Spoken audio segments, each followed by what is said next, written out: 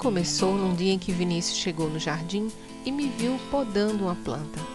Ele se aproximou e viu que nos lugares onde eu havia cortado o tronco saía um líquido branco e viscoso.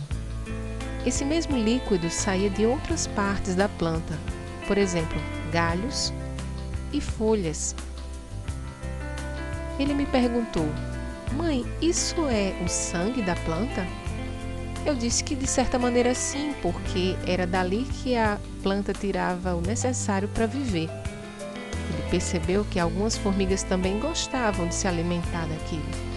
Eu expliquei que o nome era seiva e era formado a partir da água e dos nutrientes que a raiz retirava do solo.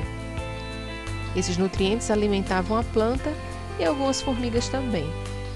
Depois da explicação, Vinícius propôs um problema: como a seiva chega nas folhas? Partimos então para a coleta de dados. Começamos pela pesquisa bibliográfica, porque numa fase posterior a criança vai formular hipóteses a partir do seu conhecimento prévio e dos conhecimentos que adquiriu ao longo da experiência. E essa planta aí do lado, ela come pela raiz, será? Vamos ver. Olha aí na outra página. O que é que ela tá comendo aí? Um mosquito. Ó, lê aí o texto para você ver. A dioneia é uma das únicas plantas do mundo que come comida sólida. Ela atrai moscas para sua boca aberta e depois, ela fecha a boca. Mas como é que ela atrai eles? Por causa do cheiro dela. O cheiro dela é bom? Eu acho que não é muito bom não, mas as moscas gostam. Acho que é por... Mas então se as moscas gostam, as únicas coisas que elas gostam são de coisas ruins, né?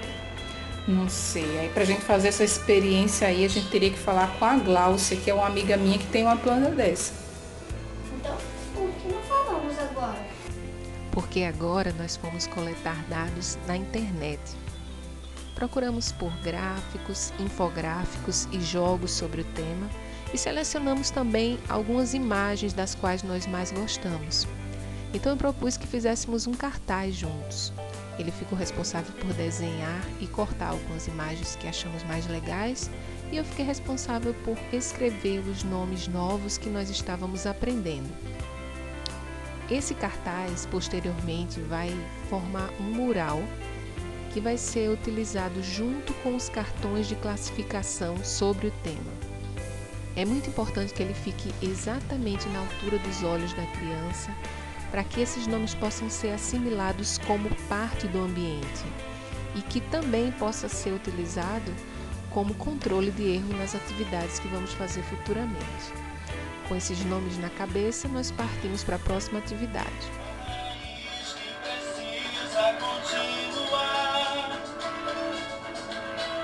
Sob a terra, para seiva inorgânica tomar.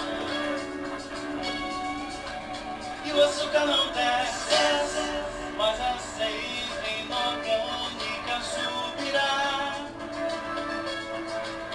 A seiva inorgânica é a seiva que a planta não gosta de comer, né?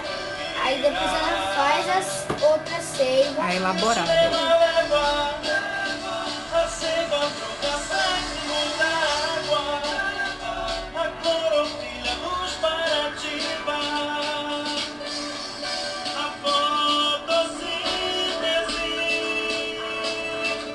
que o poema leva, glicose aos tecidos mais distantes, nossa seiva elaborada planida, a força pra viver.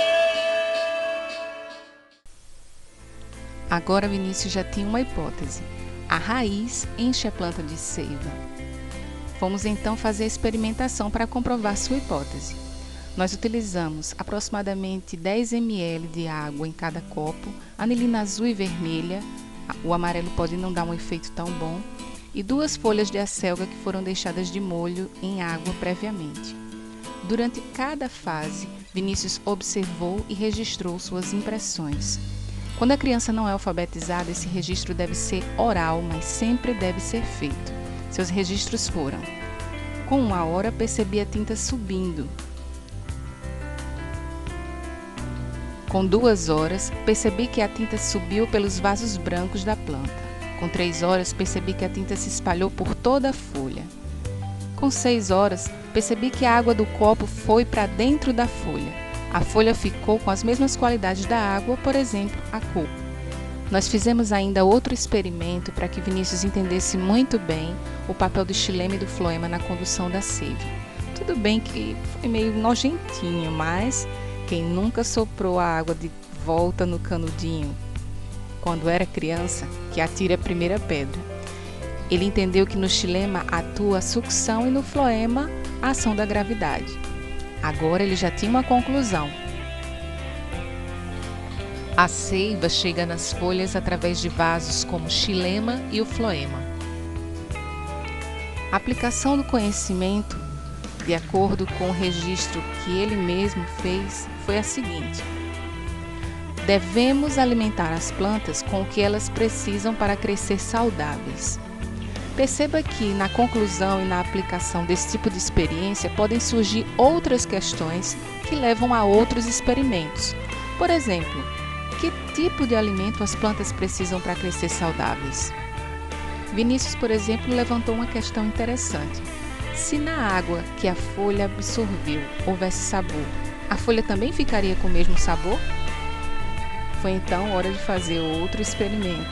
E Vinícius pegou o suco em pó, colocou na água da folha que até então servira como controle, e lá fomos nós descobrir se a folha ia ficar com gosto de suco de laranja.